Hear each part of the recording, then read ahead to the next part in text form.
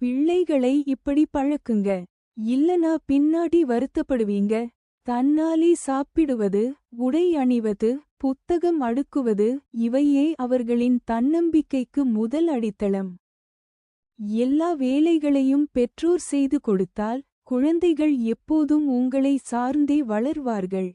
குழந்தை சிரமப்படும்போது உடனே ஓடி உதவாதீர்கள். முயற்சி பண்ணு, உன்னால் முடியும் என்று ஊக்கப்படுத்துங்கள். அப்போது குழந்தையின் உள்ளார்ந்த சக்தி வெளியில் வரும்.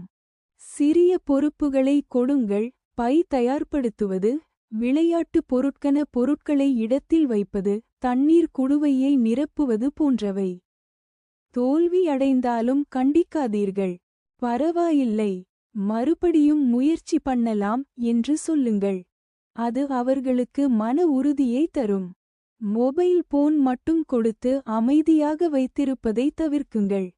அதற்கு பதிலாக புத்தகம், விளையாட்டு, கலை போன்றவற்றில் ஆர்வம் ஏற்படுத்துங்கள்.